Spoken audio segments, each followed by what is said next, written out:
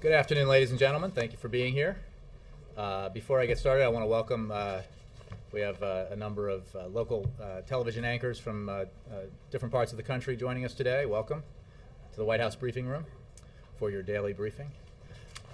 Before I move to questions, I wanted to say that this afternoon the President will nominate two outstanding individuals to serve on the United States Court of Appeals for the District of Columbia Circuit. Caitlin Halligan is General Counsel for the New York County District Attorney's Office. She is a nationally recognized appellate litigator who has practiced extensively before the Supreme Court of the United States, the U.S. Court of Appeals, and the appellate courts of the state of New York. As you recall, the President was deeply disappointed that a minority of the United States Senate blocked Ms. Halligan's nomination last year, and today he urges her reconsideration, especially given her broad bipartisan support from the legal and law enforcement communities. Srikanth Srinivasan is the Principal Deputy Solicitor General of the United States. He is a highly respected appellate advocate who has spent a distinguished career litigating before the United States Supreme Court and the U.S. Court of Appeals, both on behalf of the United States and in private practice. It is worth noting that Mr. Srinivasan is the first South Asian American to ever be nominated to the Circuit Court. If confirmed, he will be just the third South Asian named to any federal judgeship. And with that, I will take your questions. Ben Feller of the Associated Press. Thanks, Jay. I wanted to ask you about Secretary Bryson, and then I had a quick follow-up on the economy, please. Has the President spoken to the Secretary? And if so, can you tell us about the substance of that conversation? The President has not spoken with the Secretary. Jack Lew, the Chief of Staff, did speak with the Secretary this morning. And what was the nature of that conversation? Well, as you might expect, given the events, Jack Lew spoke with Secretary Bryson, and I don't have a detailed readout of that conversation. We're obviously concerned about the incident, concerned about Secretary Bryson's health-related issues that played a role in this incident, and we're still gathering information about it.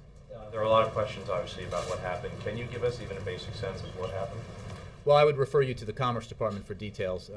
I can simply tell you that he was engaged, as has been reported, in a couple of traffic incidents, and that he, as the Commerce Department has said, suffered a seizure, was hospitalized,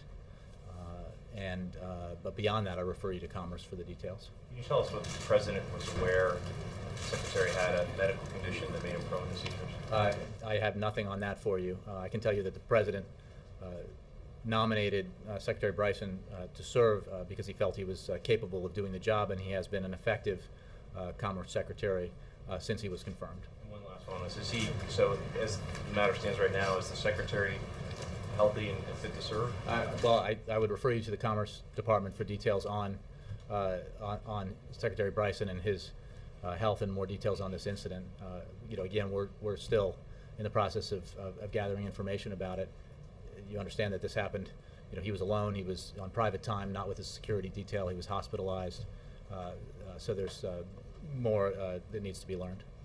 My quick question on the economy. When the President said on Friday that the private sector is doing fine, and then Governor Romney and other Republicans jumped on that, as you know, the basic complaint we heard from the White House was that the sentence was taken out of context. Mm-hmm. And I'm wondering, since that's the standard then, can you assure us that the White House and the people who speak for President Obama will not take a somewhat flattering sentence from Governor Romney and use that in context? That's a rather remarkable question. I can simply refer you again to what you heard the President talk about as he stood here before you, and the context of his rather full discussion of the state of the economy, and the simple fact that in a recovery that has seen 4.3 million jobs in the private sector created, it has also seen a situation where, because of massive layoffs of teachers and firefighters and police officers, a reduction in the public sector. And by public sector, we're talking about state and local governments who have had to lay off teachers from classrooms, firefighters from the force, and police officers from the force. That was the context in which he was speaking, which I think everyone in this room was aware of at the time. Right, I'm just asking, you're asking for fairness. Isn't it fair that the standard go both ways? Well, certainly we believe that you all ought to do your jobs and report on context, of course, and we think that's important generally. You're asking me to speculate about what someone might say in the future in the context of it, and I simply can't do that. But if you're asking me if we're for good reporting filled with context, the answer is yes. And statements from the White House. Again, I would say that our general position is we're for truthful, factual, accurate reporting that's done in context. Yes. Jay, what's the White House's view of the deal reached by the European Union this weekend to bail out Spain's banks? Does that change the intensity of headwinds from Europe? And how do you see it? With regards to the specific development, I think you heard Secretary Geithner address this, and I would simply echo what he said. We welcome Spain's action to recapitalize its banking system and the commitment by its European partners to provide support as concrete steps on the path to financial union, which is vital to the resilience of the Eurozone. Broadly speaking, the Eurozone crisis remains a headwind to the U.S. recovery. Our economic stake in Europe is immense, as you know. Europe is our largest economic relationship, and our financial systems are deeply connected. And it is because the stakes are so high that throughout this crisis, the President and his administration have been in close contact with their European counterparts and closely engaged in developments as they emerge. I can refer you obviously to the G8 summit at Camp David, to the upcoming G20 summit in Mexico, to the conversations that we read out just in the past week the President had with Chancellor Merkel, President Hollande, and Prime Ministers Cameron and Monti. Is there anything specific you could say about the President's response to the weekend deal? Have you heard of I don't have a specific response. I think that our position, the President's position, was articulated by Secretary Geithner this weekend.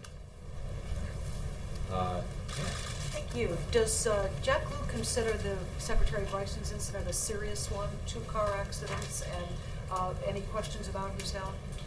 I think I just answered this. I don't have a specific response to give you from Jack Lew. I think our response is what I said in general, which is concern about the incident, learning more about the incident, obviously the health-related aspect of this. But I don't have any specifics for you, and I would refer you to the Commerce Department. Taken into consideration when the President vets somebody for a cabinet I don't have any specifics for you on those procedures. The President obviously nominated Secretary Bryson because he believed he was capable of serving as Commerce Secretary, and he has served effectively as Commerce Secretary since he was confirmed by the United States Senate. Apparently he had some kind of episode when attending a board meeting a couple of years ago. I have no information on that and don't know even if it's true. Is that the kind of thing a Secretary should keep in touch with the White House Again, you on? just told me something that is speculation, and now you're asking me if it's something he should have made people aware of. I don't know anything about that incident, and I do not know whether or not it's gotten in accurate. touch with the White House earlier than the last evening. Well, we're in our discussions with the Commerce Department about this. Again, it was a unique. Let me just step back and say, whenever a senior official is involved in an incident of this nature or any kind of incident like it, it's obviously important that the White House find out about it. This circumstance was pretty unique in that Secretary Bryson was alone. Was not with a security detail, was on private time, which is common for certain members of the cabinet, and it resulted in him being both having a seizure and ending up in the hospital. So, for that reason, I think you have to recognize this as somewhat unique. But in general, certainly, it's important that the White House be informed as soon as possible. Ed. Jay, Fast and Furious. The House is moving towards a vote on contempt charges. What's the White House view on this? The White House view. As you know, Ed, fighting criminal activity along the southwest border, including the illegal trafficking of guns to Mexico, remains a priority of this administration. The Attorney General has also made clear that he takes the allegations that have been raised very seriously, and that is why he asked the Inspector General to investigate the matter. It is also why you see the department cooperating with congressional investigators, including producing 7,600 pages of documents, and including testimony at hours and hours of congressional hearings. The Attorney General himself has appeared 8 times on the Hill, including 4 hours of testimony just last Thursday. So have several senior Justice Department officials, including the Assistant Attorney General for the Criminal Division and the Assistant Attorney General for Legislative Affairs. Given the Justice Department's efforts to accommodate the committee investigation, I can only refer you to the Republican House Judiciary member who recently conceded that this investigation is, quote, politics. Thank you for that one. On the President's comments about the economy on Friday, you have the local anchors here in part to talk about rural America, agriculture, other issues like that. If you look at the Bureau of Labor Statistics and their numbers on unemployment, agriculture unemployment right now, 9.5% month of May. Construction workers, 14.2%. You look at the unemployment rate for government workers, it's something like 4.2%. So when you were talking about these massive layoffs, and they are serious, they've hit teachers, they've hit firefighters, hasn't it been much worse in some other sectors? So why are you saying there's a crisis among government workers when the unemployment rate is worse elsewhere? Well, I appreciate the unusual cherry picking of statistics there, Ed. I think it is a fact that since the recovery began, there have been 4.3 million. Construction is at 14.2%. No question. And I'm glad you brought that up. Ed, I'm glad you brought that up because, as you know, and I'm sure you reported on it in depth and regularly, one element of the President's American Jobs Act was aimed specifically at the need to put construction workers back on the job. Unfortunately, Republicans rejected that. They also rejected the element that would have put tens of thousands of teachers back to work who had been laid off in various communities around the country. The American Jobs Act was designed with the weak spots in our economy in mind. That was the overall purpose of the American Jobs Act. That is why, to this day, it is vital for Congress to take action on it because, again, you have a situation where, as we recover from the worst recession since the Great Depression, a recession that was in full bloom when the President took office, that resulted in more than 8 million jobs lost by Americans, we have made some substantial progress. We have seen the economy grow.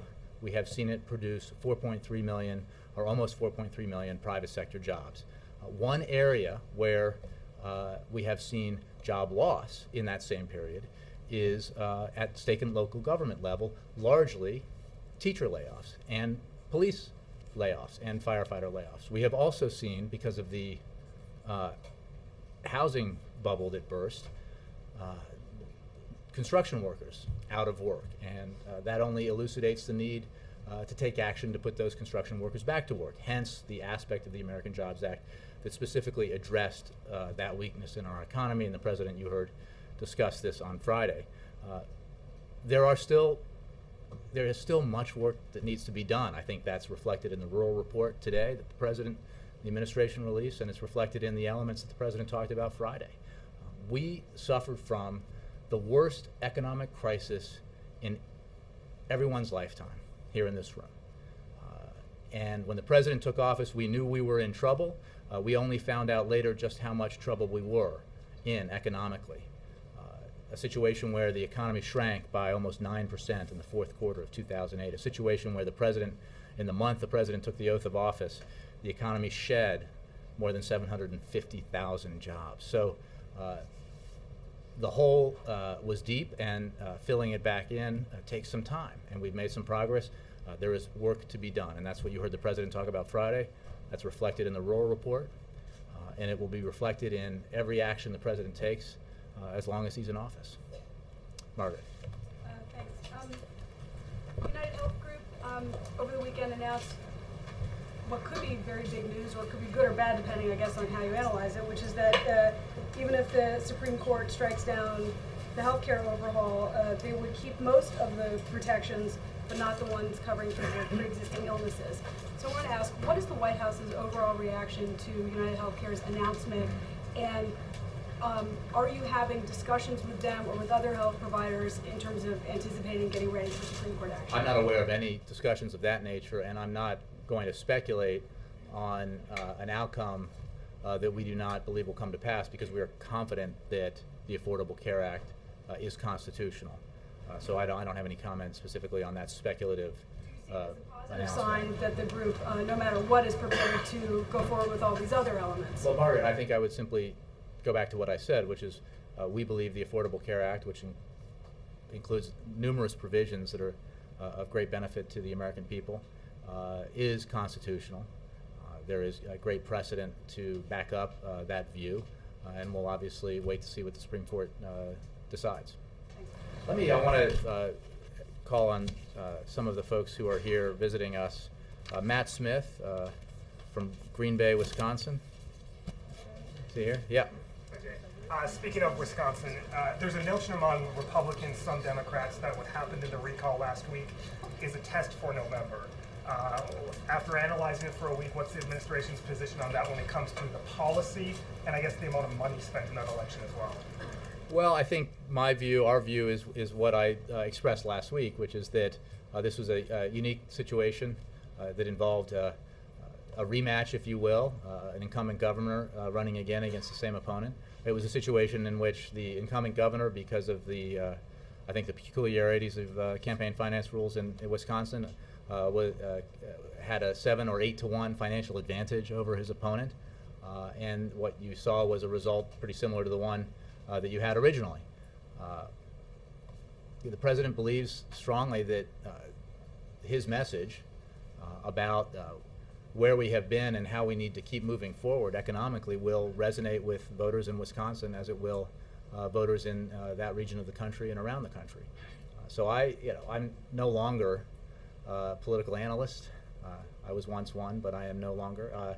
So I'll leave you and others to make judgments about whether or not that specific election result has much, if any, bearing on what November will look like. And I certainly could refer you to the president's re-election campaign for more analysis on that. Let's see, Mara.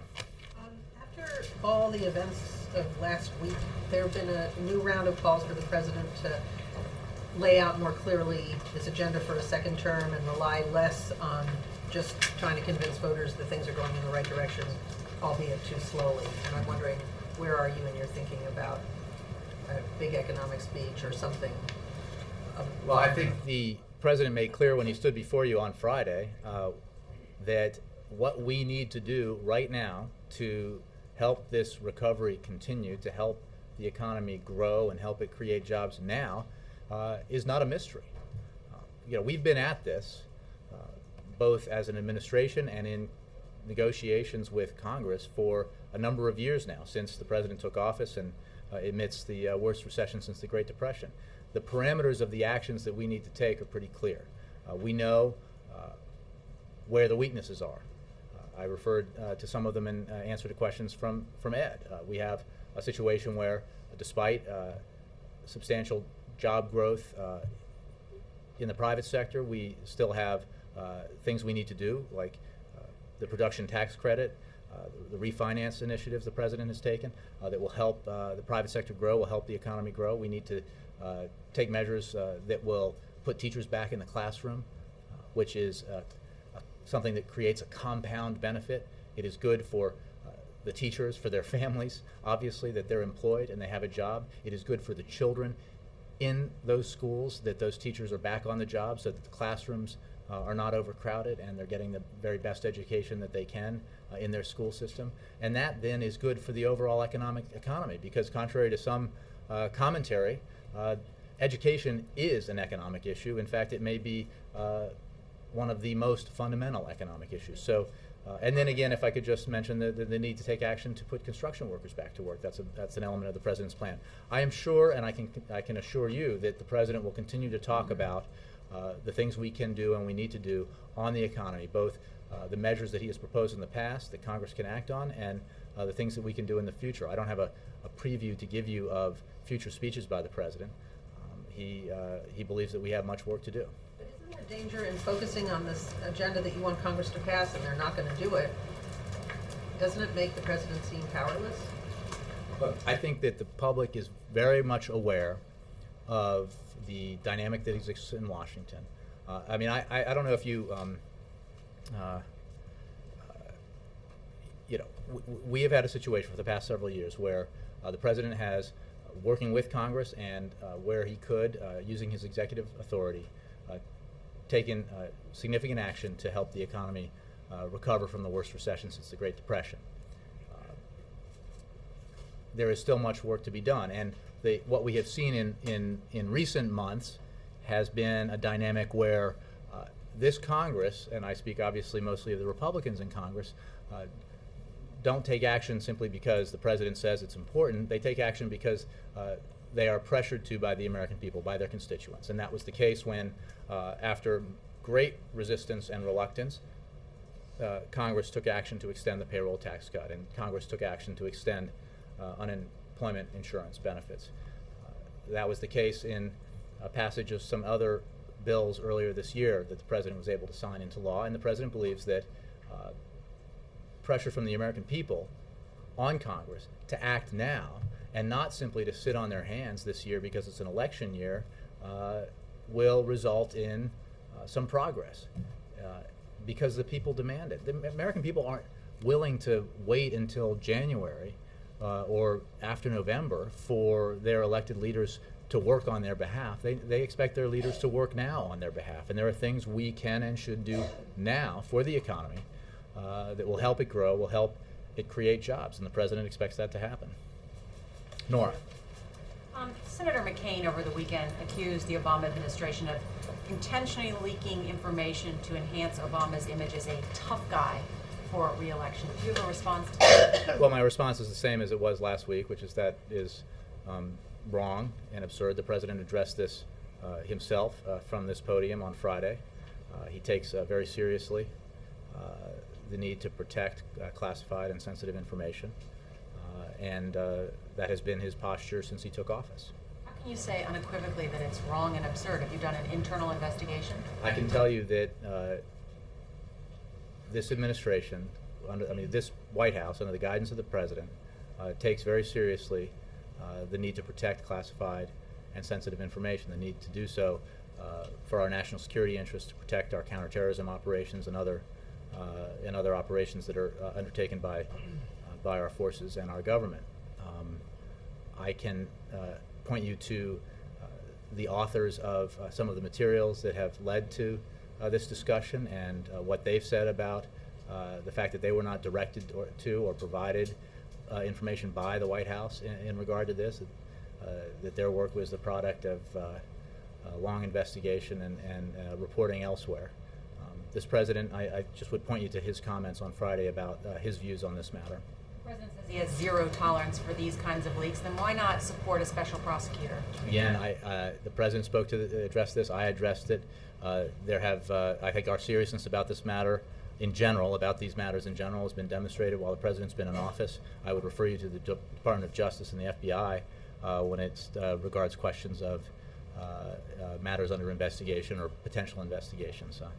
There is no need for a special counsel. These things have consistently been investigated when that's appropriate. The charge is that, given that this investigation will be led up by two U.S. attorneys who then report to the Attorney General of the United States, that it's not an independent investigation.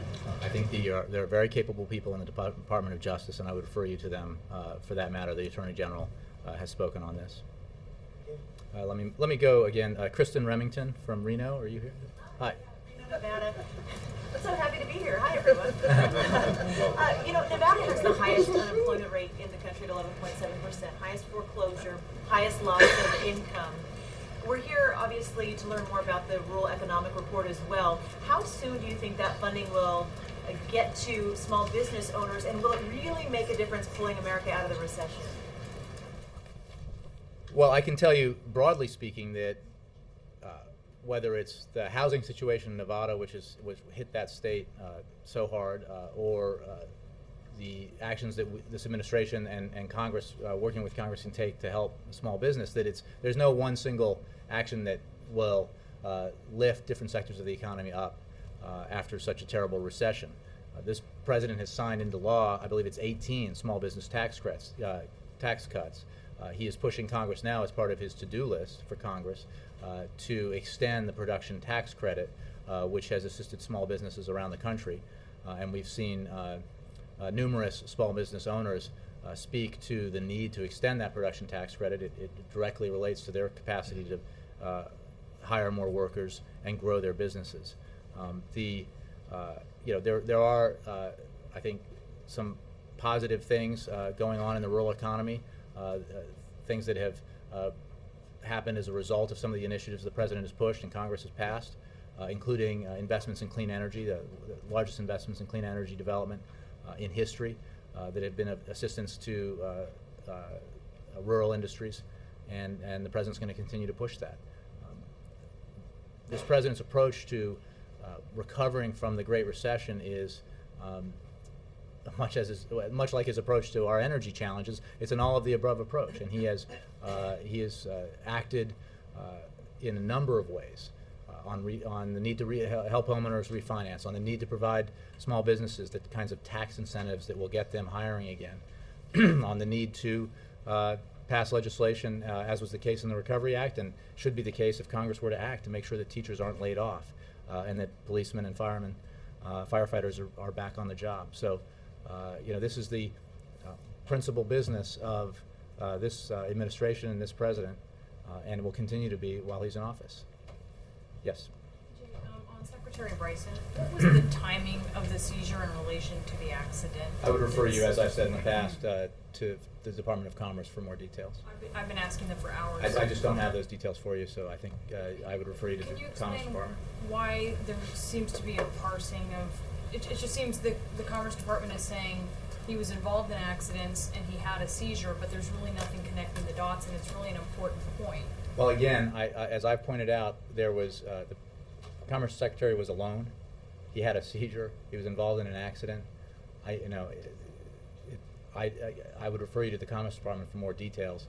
Those circumstances, I think, speak to some of the difficulty in getting details. But beyond that, I just don't know, and I would refer you to the Department of Commerce. Causal, though, the seizure. Again, I'm certainly not a doctor. I certainly was not a presiding doctor on this case, so I would refer you to the Department of Commerce. He was involved in several accidents. You said an accident just now. Okay, I read the reports, April. He was involved in several accidents, but thank you for the correction. I think I acknowledged what you all have read, is that there were several accidents as part of this incident. Yeah. And can you speak to how the White House came to be alerted? The White House was informed yesterday evening. By? Commerce Department. I don't have an individual for you, but and the president was informed this morning. Yes. Okay, one more on that. Can you say whether the secretary is now on medical leave, or whether you expect? Could I refer you to the Commerce Department? They would have the best information on that. Donovan? It's the kind of thing that the president would probably know about, so that's why I'm asking. I would refer you to the Department of Commerce. Donovan. Thank you. Just one more thing on the DOJ leak investigation. What kind of access is the White House prepared to give the prosecutors on this? Will they have unfettered access to emails and officials? I simply don't know that much about it yet. The Attorney General, I would refer you to the Department of Justice on it. We obviously, this administration, again, referring to what the President said and his zero tolerance, the views that he expressed here reflects the approach that this administration, this White House in particular, has taken. But I cannot speculate about an investigation that has not begun. Again, I cannot speculate about what our disposition is going to be to an investigation that was just recently announced. April. Jay, when a secretary is confirmed, are there any types of mandatory physicals and examinations that they have to take once they're confirmed? April, I appreciate the question. I don't have any details about that. I think that, again, I can simply say that the President, when he nominated Mr. Bryson to be Commerce Secretary, believed that he was capable of serving as Commerce Secretary, and in fact, Secretary Bryson has served effectively as Commerce Secretary since he was confirmed. I don't have any details of the process of the nominating process beyond that. And the last question, you've pointed out so clearly and wonderfully that we have guests that have been asking questions, particularly from, I guess, states that could be purple or trying to be purple. What's the effort in having the questions come? We welcome them, but talk to us about the White House picking out these. Well, today we're hosting another installment of our Live from the White House series, inviting local television anchors from across the country to broadcast the evening news from the South Lawn.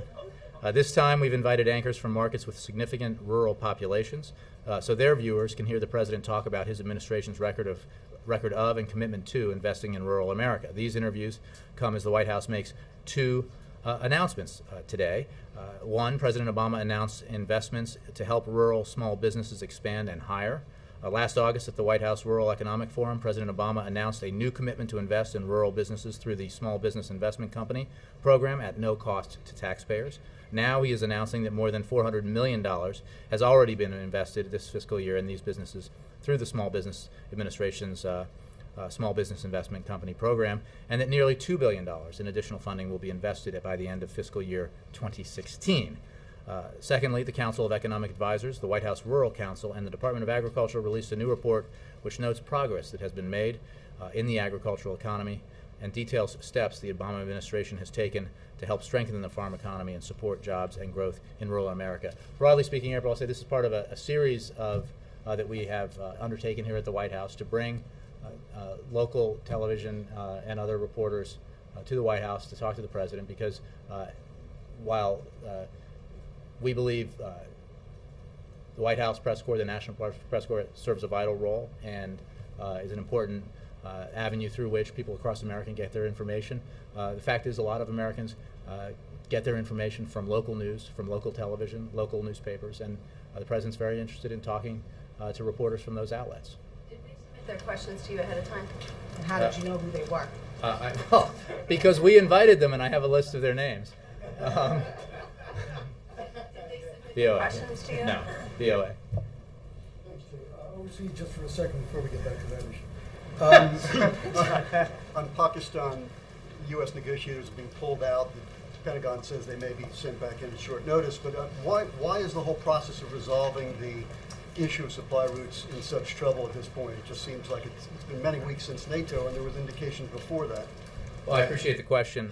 Most of the technical arrangements have been worked out, but there are still several issues outstanding.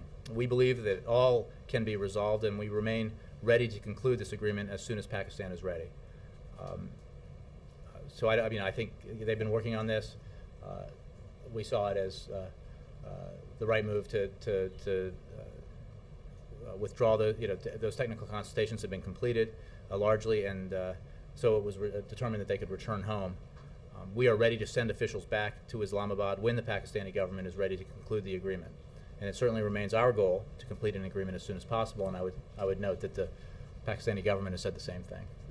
They said we're reaching the limits of our patience. I mean, hadn't we already reached the limits of our patience? Look, our relationship with Pakistan, as you know, remains both extremely important and extremely complicated. Because it is so important, we devote a lot of time and effort to working on that relationship and discussing all the key issues that are involved in that relationship, and this is one of them. Let's follow up on Pakistan. Sure. Pentagon says that they've been there for about 6 weeks and they deserve a rest. I mean, are we withdrawing these negotiators because they were tired? I think I just addressed this. The technical consultations are largely complete, and we are ready to have the necessary officials return to Islamabad when the Pakistani government is ready to conclude the agreement. We've expressed our desire to conclude the agreement. The Pakistani government has said that they want this agreement concluded, and we look forward to that taking place. So what is the holdup? Has Pakistan shut the talks down? Look, I don't have any more details for you on it. I think there are still some remaining issues that need to be resolved, but they do not require the kind of technical people that were involved in the GLOC consultations for the past 45 days. So, I mean, they don't need to go back. Again, we are prepared to conclude this agreement when the Pakistani government is ready to do so. Yep. Two questions, Jay. The first, Commerce Secretary Bryson hit with this with the felony record in California. Does the president has the president expressed his confidence that he could serve with this felony? Well, you're asking me to speculate on a legal matter that is in a local jurisdiction, so I won't. I can tell you that the president is obviously he learned about this incident this morning. He is concerned about Secretary Bryson's health and broadly about the incident, but we are still early days here and learning more about the situation. So I don't have any more to Capitol Hill provide you. leaders have said that have expressed their concern with Holder. First with this with the probe into the leaks, and then also with this vote that's coming up, holding him in contempt of the And which president. folks would those be? Capitol Hill Republicans. Right. But I'm wondering what you have to say about that. Does the president feel that he's fit to serve, especially with this contempt? I think I addressed the contempt issue, the substantial level of cooperation, the numerous hearings, the thousands of pages of documents, the number of times the Attorney General himself has appeared on Capitol Hill, including 4 hours last week. And I cited a Republican member of the House Judiciary Committee, who described this as politics. So I don't take my word for it, take his word for it in terms of what's behind this. The President has absolute confidence in the Attorney General. Just one yes. question. Go ahead. Thank you. Is there a political statement to the fact that Shimon Peres is here for a week, apparently a guest of the U.S. government? And will the President have private policy talks with Shimon Peres? I have no meetings to announce to you with regard to that. And in terms of the first question was about why he's here for so long. I think I would refer you to him and his office for that. He's a guest of the U.S. government. Well, if I have more details on that, I'll get them to you. Just one. Michael Cogdill? Did I pronounce? Yes. Sorry. Yes, Greenville, South Carolina. Also parts of Asheville, North Carolina. Yes, sir.